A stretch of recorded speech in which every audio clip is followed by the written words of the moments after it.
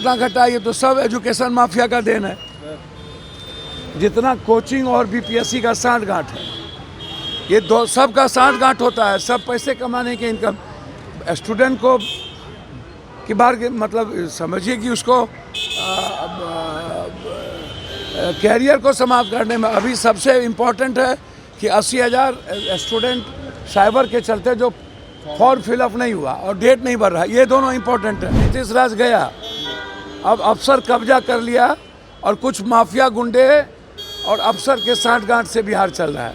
नमस्कार, आप देख रहे हैं न्यूज़ फॉर नेशन। मैं आपके साथ अभिजीत सिंह। बीपीएससी के जो छात्र हैं वो लगातार प्रदर्शन करते हुए जा रहे हैं। जिस तरह से बात करें कि नॉर्मलाइजेशन को लेकर उन्होंने प्रदर्शन किया था, जिसके बाद आयोग ने लिखित जारी किया है कि नॉर्मलाइजेशन नहीं लागू होगा। तो वहीं बात करें तो जिस तरह से छात्रों का डेट एक्सटेंड करने की जो मांग है वो कर रहे हैं, एग्ज़ाम को आगे बढ़ाने की मांग कर रहे हैं और फॉर्म रीओपन भरने की मांग कर रहे हैं। इसको लेकर अब साफ तौर पर पूर्णिया से निर्दलीय सांसद पप्पू यादव हैं जो उनके साथ आ गए और साफ तौर पर छात्रों की मांग को सरकार को कह रहे हैं कि उनकी मांग है वो माननी चाहिए। और क्या कुछ करें पप्पू यादव, पहले सुनो उनकी बातों। किसी को कोई लेना देना है?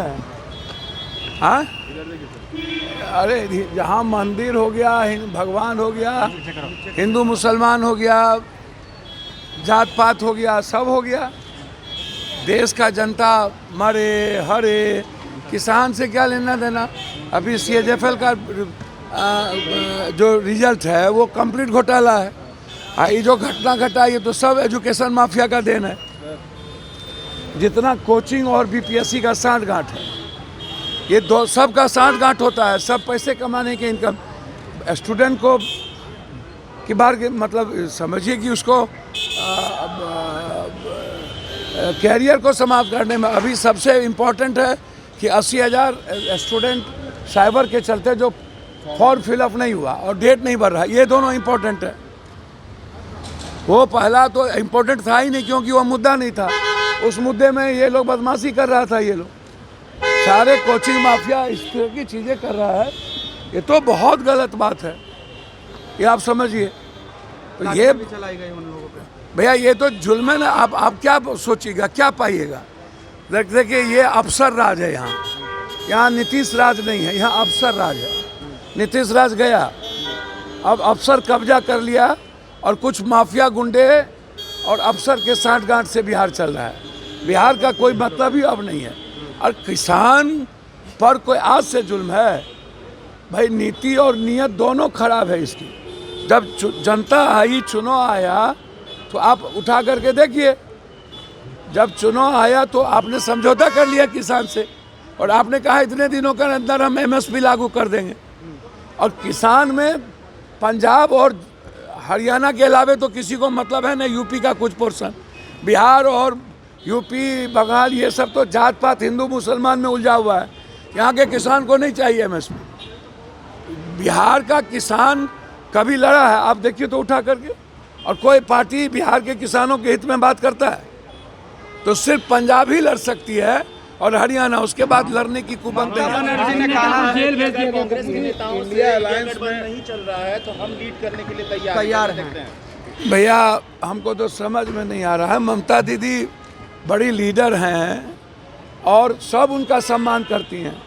वो नेतृत्व कर ही रही है, उनकी बात सब मान ही रहा है। कांग्रेस भी ममता दीदी का सम्मान करती है और मानती है ममता दीदी को। हम लोग ममता दीदी को बिल्कुल अपनी बड़ी बहन की तरह, माँ की तरह देखते हैं। और राहुल जी बहुत रेस्पेक्ट करते हैं ममता दीदी का। ममता दीदी, अरे राहुल जी तो 3, 4, 5 सीट ही मांगे थे ना।